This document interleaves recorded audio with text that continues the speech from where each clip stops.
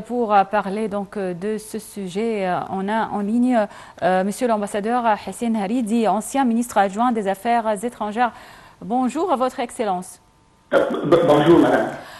Donc, comme vous le savez, la participation du président Abdel Fattah el-Sisi au sommet du G20 qui s'est tenu à New Delhi était donc suite à l'invitation du Premier ministre indien Narendra Modi à l'Égypte en tant que pays invité.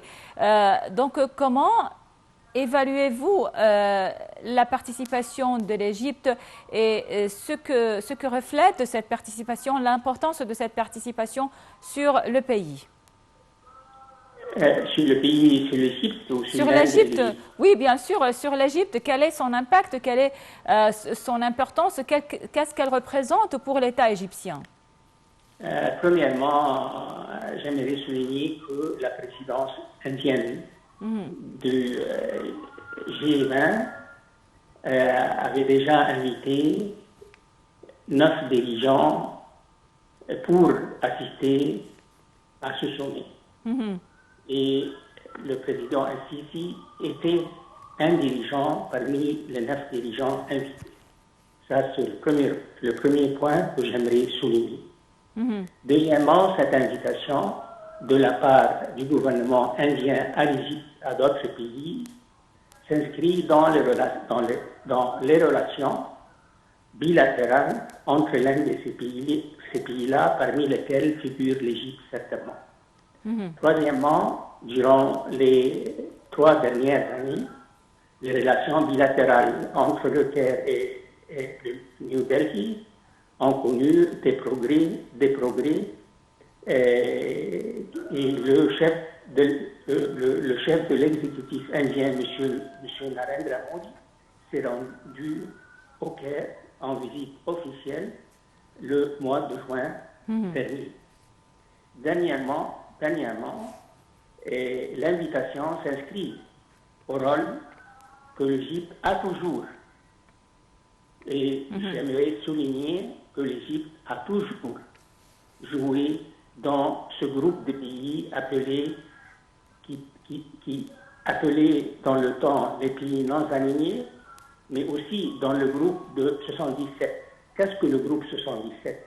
Le groupe de 77 sont un groupe de pays, la majorité desquels étaient membres aussi dans ce mouvement de non-alignement dirigé par l'Inde, l'ex-Yougoslavie et l'Égypte dans les années 50, 60, 70, 80. Et ce groupe de pays, dit les 67, le groupe de 67, sont des pays du tiers-monde qui toujours ont œuvré pour protéger et défendre les intérêts et les positions communes entre ces pays-là vis-à-vis le Nord. Le Nord ici, je fais référence aux pays les plus industrialisés et qui ont toujours exercé un rôle important dans les institutions économiques et financières internationales, telles la Banque mondiale, telles le Fonds monétaire international, le Fonds monétaire international, le FMI. Alors, voilà comment je vois les choses.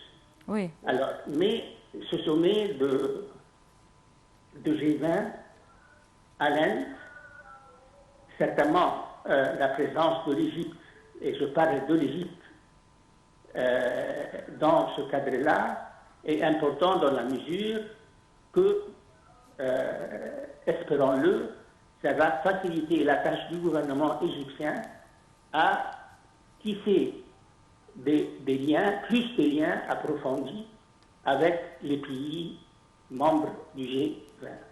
Les pays membres du G20, le G20 disons, c'est peut-être, si je fais un rapprochement, c'est le conseil d'administration, entre guillemets, du système international, du système politique et économique international.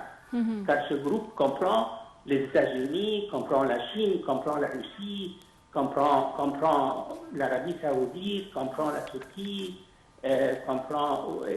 comprend des pays qui pèsent dans les décisions internationales et qui pèsent dans l'agenda international. Alors, la présence égyptienne, la présence de l'Égypte à ce sommet, certainement facilitera la tâche du gouvernement égyptien à trouver des solutions en coopération avec les pays membres et avec les institutions économiques et financières internationales pour trouver des solutions aux problèmes, aux défis économiques et financiers aigus face à l'Égypte contemporaine. Oui. Monsieur l'ambassadeur, Votre Excellence, Monsieur l'ambassadeur Hissène Haridi, eh bien l'Égypte sera en janvier 2024 un membre du groupe des BRICS. Alors, outre l'adhésion de l'Égypte au groupe du BRICS, les exportations égyptiennes vers les pays du G20 ont connu une hausse de 21,1% pour enregistrer, on peut dire, 25,6 milliards de dollars en 2022 contre 21,1 milliards de dollars en 2021. Alors, quel sera l'effet de l'adhésion de l'Égypte au groupe du BRICS et avec cette participation au groupe au sommet du G20, au 18e sommet du G20 sur les exportations égyptiennes et sur l'investissement étranger en Égypte? J'ai 2 points à partager avec vous pour répondre à votre question. C'est une question qui est légitime, certainement. Le premier point est que déjà l'Égypte exporte vers tous ces pays-là. D'accord?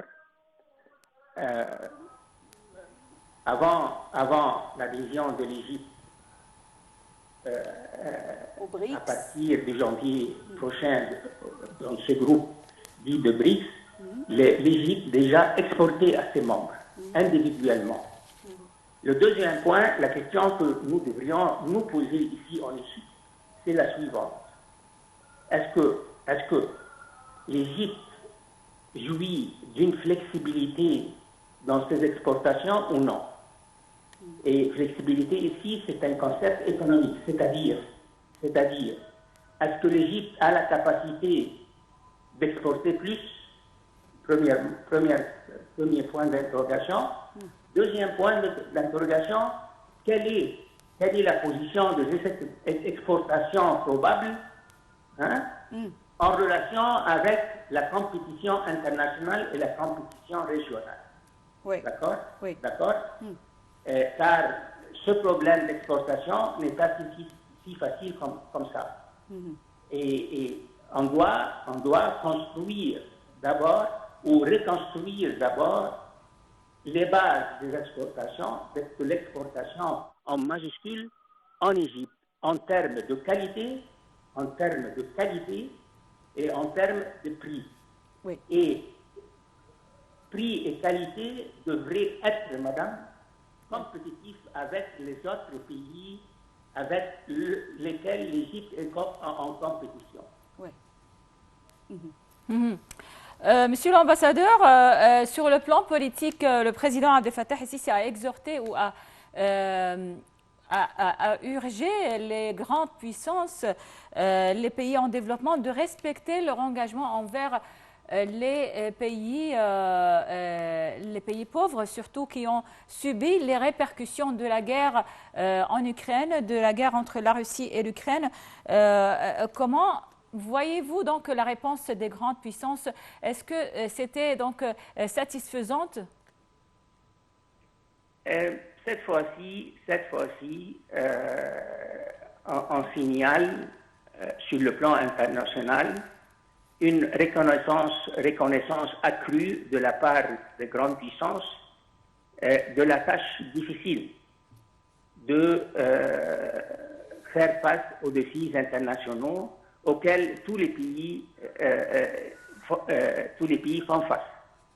Et une reconnaissance que pas un seul pays ou pas un groupe de pays, si même industrialisé et avancé, pourrait faire face seul à ces défis-là. Alors, il y a une reconnaissance maintenant que le système économique et financier international devrait fournir plus de ressources financières aux pays en voie de développement. Ceci dit, madame, Personnellement, c'est un avis personnel. On doit vraiment reconstruire l'Égypte à l'intérieur, madame. Oui. On doit dépendre de nous-mêmes pour faire avancer l'Égypte sur le plan international. Oui, c'est vrai. Oui. C'est ça, à mon avis personnel, et c'est strictement personnel, c'est la seule voie. Oui, effectivement.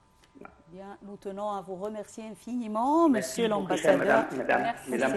Merci beaucoup. Merci à vous, Monsieur l'ambassadeur Hessine Haridi, ancien ministre adjoint au ministère des Affaires étrangères, pour ces explications. Et je tiens également à remercier ma chère collègue Ilham Hessine. Merci. Merci Jihan, merci à tout le monde pour votre attention. Passez une excellente journée avec la suite de nos programmes sur la TV internationale.